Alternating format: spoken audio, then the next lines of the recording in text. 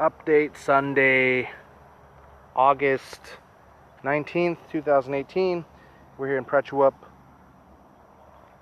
near the Tri-Cove City, and yeah, it's flooded. As you can see, the creek or the pond on the other side and the jungle over there is overflowing. It's been raining pretty hard this weekend here, and I've been working away mitigating this exact situation. And yeah, my land, it was a little bit flooded this morning, I noticed, and there was overflow.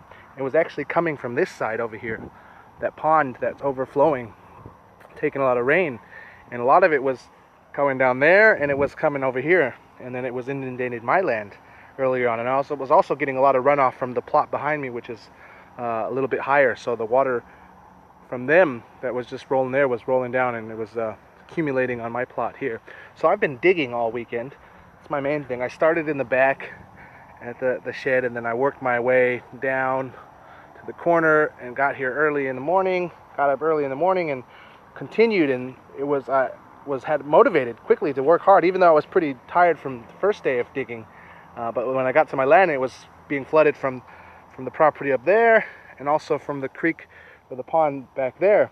I had to get motivated, so I mitigated the situation. There's still a little bit wet still here, but I made a few channels for the water kind of on my boundary line here in the front, as well as on the side here. A lot of the water was just accumulating down here. It was flooding all this. As you can see, it's flooded over there and over there as well on the adjacent plot. So it was coming down here and flooding my land. So dug away 2 days, a lot of hard working. Really like to lay down and recover tonight on the train back to Bangkok. But yeah, so I dig. You can see the line. I'm sure if you can see it on the camera there, the boundary line. And a lot of this was inundated this morning, like I said, from the water from over there and from up there. And I'll show you what I did in the back here. But yeah, a lot of hard work. People were saying, no, you got to get a tractor to dig and make it quick. And no, I like digging. It reminds me of when I was 15 and digging French drains for foundation, my first construction job that allowed me to buy my first electric guitar. Earned what, $8 an hour, which was a lot back then. And yeah, and so as you can see, the water that was coming from their land is just being stopped by my berm. It's protecting my moat, which serves two purposes. It's for irrigation, and it's also part of the boundary line because I don't have time to get up proper fence and gate, and it's not really ideal to do cement work when there's a lot of rain. This is the rainy season right now here, so in the meantime, put on my rain jacket and just dig away. And I got a lot more to do, agriculture side.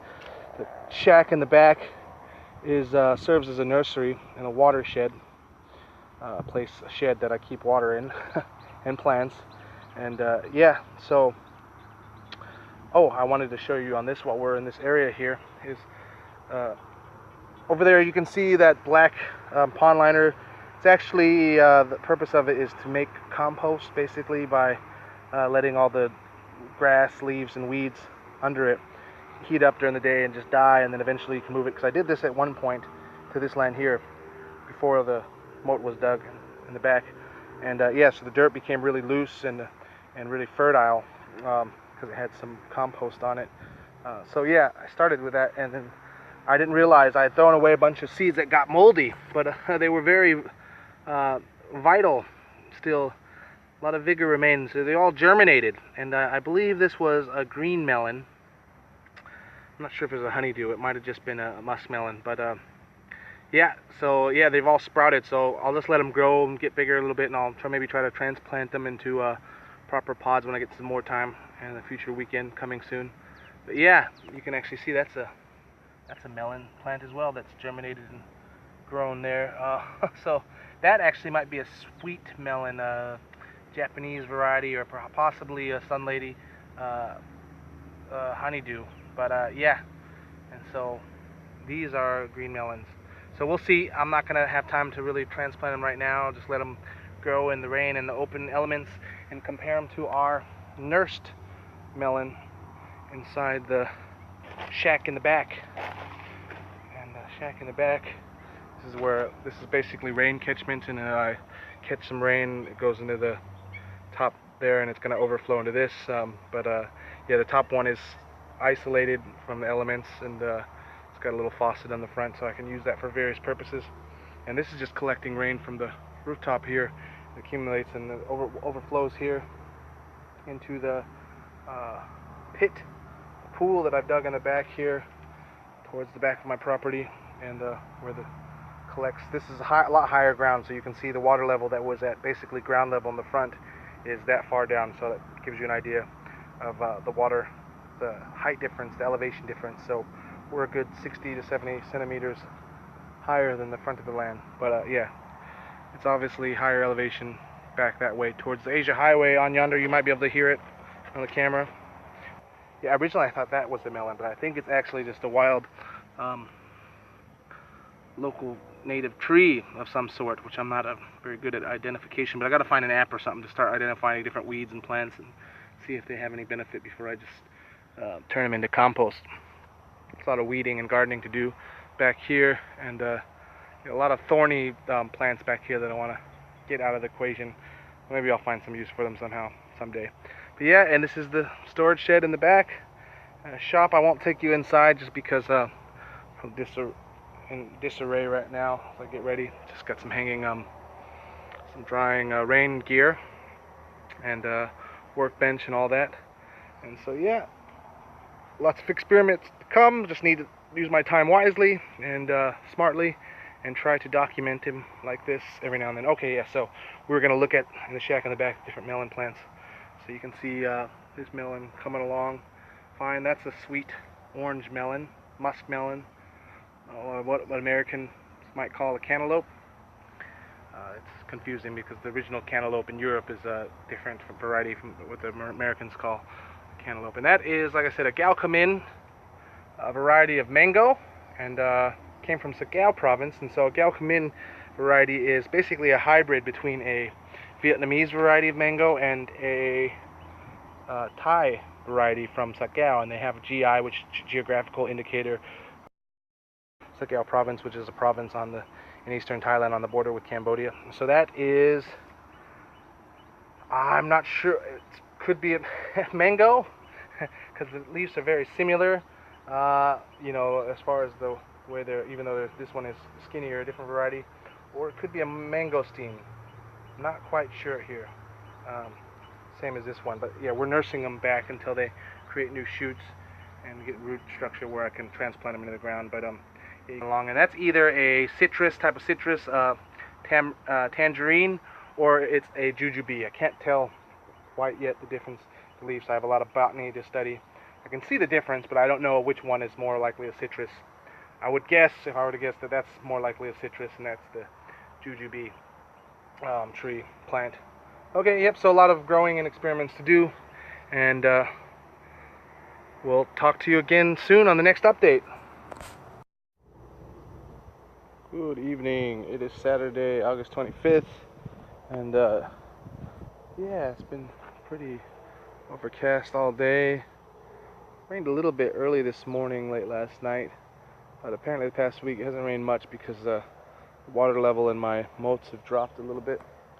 And so the big task I was working on today is getting these 4-inch posts a meter apart from the other posts I had got up.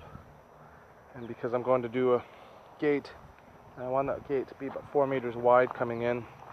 And so yeah, it'll be swing. There'll be two 2-meter sections that I'll most likely just make it swing, but I'll have to attach some 2x4s onto these posts and some hinges to make it work. But yeah, so just been digging and cementing these posts in. They're pretty firm and level now, but wanted to get them in. Luckily it didn't rain too much, and then yeah, we'll slowly get our wall and our moats and our earth sorted out properly so I can, you know, get some agriculture going.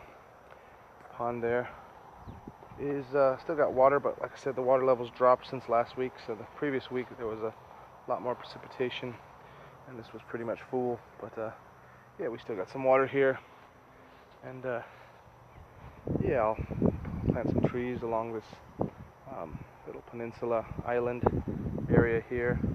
Some nice trees, maybe some tamarinds. perhaps mango or mangosteen or something that looks nice, grow nicely, and serve as a boundary barrier from the main road. And yeah, but this is all, the water is all drained out of here. There's not much here, just grass. And yeah, so when I'm working on the land, I can sleep in my van, and I got my workshop, store all my tools, and do some cooking and such. Cows are still making it in here. A few of them strayed in here. They crossed the little moat because I don't have a proper wall. But yeah, cows aren't so bad. A few of them were here this morning grazing, and they help keep the weeds under control to a bit and the grass low. And also when they poop, when they're in here, they give me some fertilizer.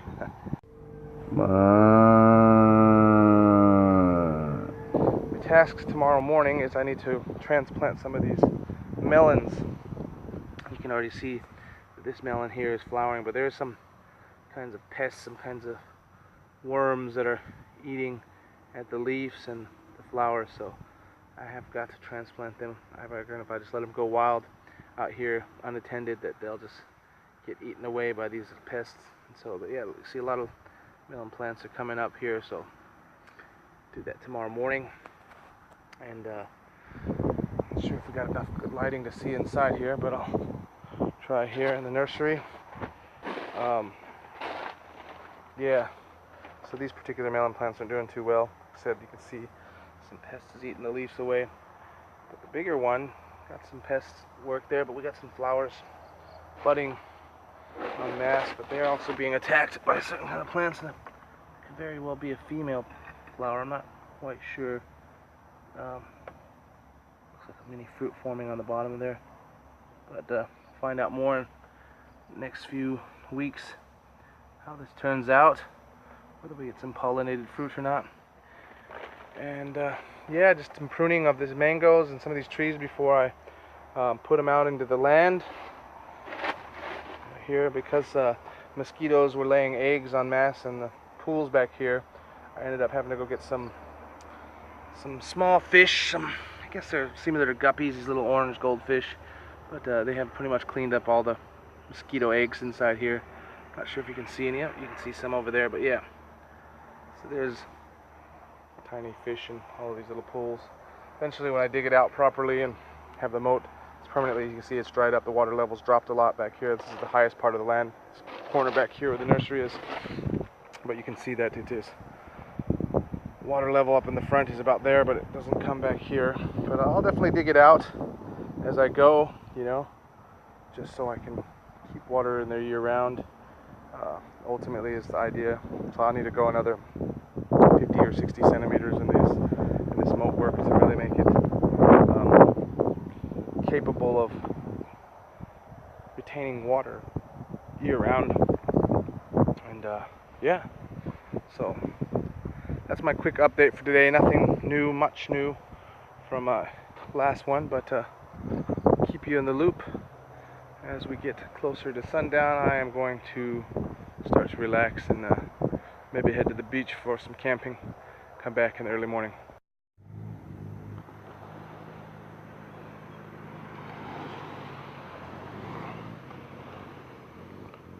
Good morning, Tri-Cove City. เมืองสามอ่าวนะครับนี่อ่าวประจวบ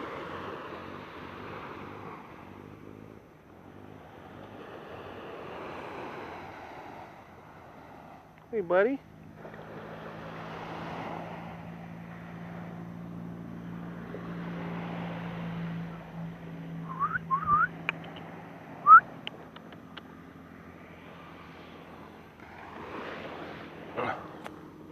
So we stayed last night.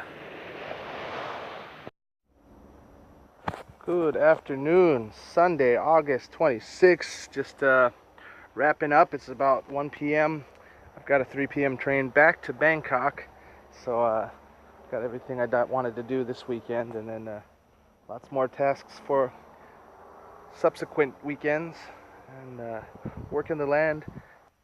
Coconuts, these varieties are apparently, they're thea, so short varieties, dwarf varieties that won't grow very tall, and no, fruit's low. So, and it is a mango Galco Min variety. So this is the hybrid, the Vietnamese Thai hybrid that's been cultivated in Sagao province, and we're going to try it here in Prachuap. So yeah, we put it in the ground. It looks strong enough, and I'm sure a lot of these shoots will start to break off and greenery. So right near the little moat, should have plenty of water through to the dry season. And but yeah, ultimately we want to make this deeper so it can retain water even during the dry season.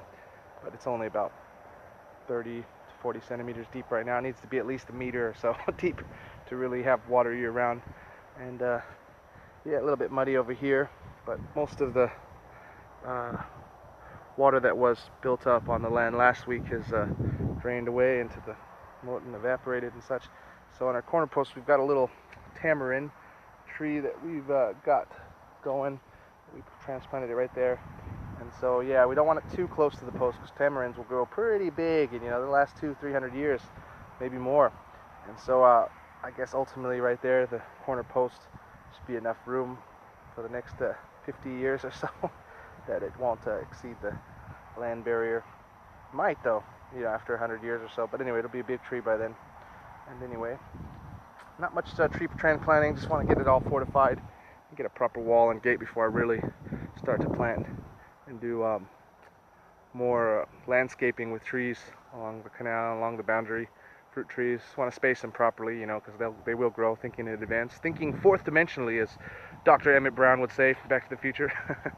What it will look like in, you know, 10, 20, 30, 40 years.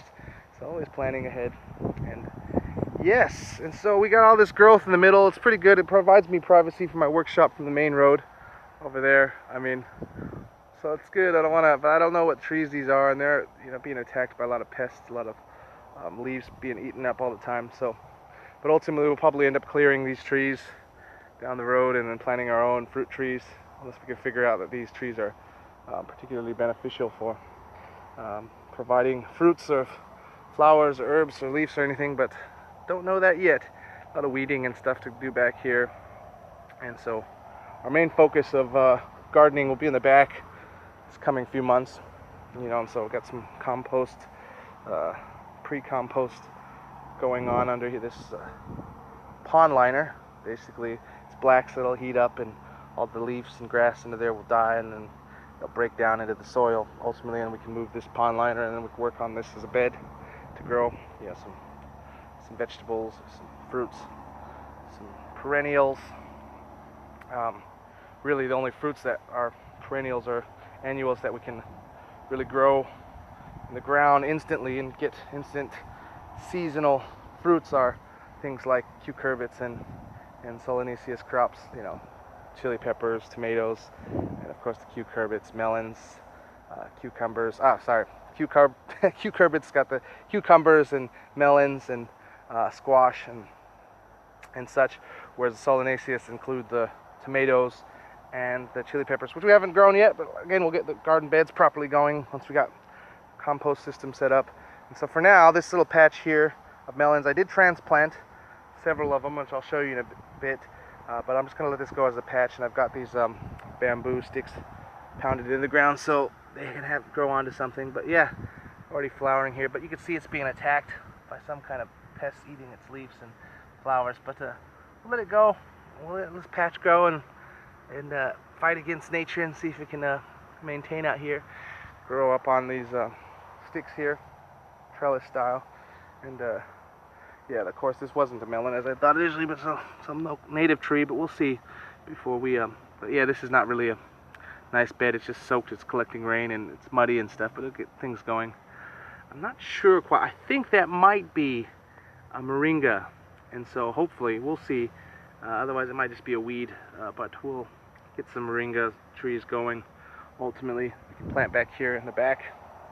Apparently you're not supposed to plant moringa in the front according to Thai custom and Thai belief. It's not what they call a mongkon, or a auspicious tree that you put in the front of your house, you know. So yeah, we'll have to plant. But the reason I want to use moringa trees on the boundaries because they grow really fast and really prolific, and so they can get pretty big pretty quick.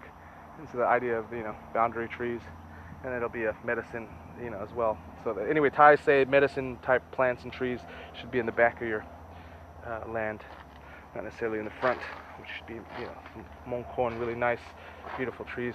So back in the nursery here, we've transplanted several melon plants from the ground into this wicking bed system. Basically, is a pool there, and it fills up with rain. Rain drips down from the roof up there, ultimately into this pond, but not at a rate that it'll overflow so quickly. Just dripping, and then ultimately when the water, it is rainy season, so when the water gets to that level, it'll just drain out. Basically, I have these elevated in these pots, and there's little wicking strings that'll take advantage of capillary action, and the strings, they go down into the water, and then capillary action will absorb the water out of the string, and it'll climb up. Adhesive properties of water will allow it to climb up to the wicking strings and keep the other wicking media. Basically, it's coconut coir that also retain water, but we don't want it, soaked and drenched in the water, because it's not deep water culture. Otherwise, the plants get drowned out, and so they're not looking too good. But let's see how it goes in the next week. They'll have enough moisture and sun out here to keep them alive if they're not too stressed. And this, my friends, it could be a mango. I believe it's a mango, but it might just be a mangosteen. I don't want to promise you yet. I'm still trying to figure out between these two which one's a mango, which one's a mangosteen. And so I believe that's the mango, and this is the mangosteen, and also this one as well. Start new shoots. I'll get closer a little bit. Some melon trees going there, but yeah, this one's got some new growth. See that like purple type color growth there, new growth. So that might be the mangosteen, in fact. But it could be a mango. That could be the mango. So basically, we have one mangosteen among these 3 trees and 2 mangoes. I'm still learning to identify properly. Oh, but yes, speaking of the melons, they are growing and flowering, and just a few flowers now, as I showed you in the previous clip. That was before this, but I believe this could be female. I can't really tell at this stage. That's a fruit or just a part of the flower, mini fruit there. But anyway, we'll see. And like I said, these are being tacked a little bit back here. There was some like green, like worms on one of the flowers up here that I pulled off and got rid of because I didn't want it to infest the whole entire plant. But we'll get some new growth coming up, and we'll see. And if it grows, it'll continue to climb on the sticks and support itself. That's what I got this stick for here. So we'll see how this melon goes, and this melon here, which wasn't doing too good, but it was pretty soaked in water last time. I didn't have it elevated in the wicking system last time, but this is slightly elevated off the water, high water level, so it's not completely submerged. So that should do good as long as it survives. And looks like we got a melon plant there, but we'll see how it goes. And yeah, looking kind of weak right now, but let's just let it do its thing. And yeah, basically that's all the update for now. I got to get ready and get out and catch my train back to Bangkok and continue on working until I have more time next weekend. And just be regular visits to here when I'm not over-occupied with work, and just getting it all ready to fruit and provide. It's the biggest benefit of land. And of course, people talk about land and real estate. Value will go up, and this is definitely a hot spot that's coming up and coming in the next 5-10 years. Lots of factors here in Prachuap Khiri Khan that made me decide here. But that's not the main reason why I'm working land. I work land anywhere. Definitely want it to pay for itself if I ever need to get out or upgrade or move to another piece of land sometime. But also in the meantime, I can use it for benefit and put value to it, and it gives value back to me. And that's what I've been doing. And of course, got lots of harsh times coming up where anybody who has land and is able to produce edible foods and fruits and flowers and herbs and leaves that can provide good to the world, they're in an advantageous situation compared to other people who are just living in the city and dependent on grocery stores and retail shops and things like that could suffer when things get really tough on an economic and global agricultural scale. That's as much as I'll say for now. I have to get ready and go, but thanks for tuning in, and we shall provide an update in the very near future.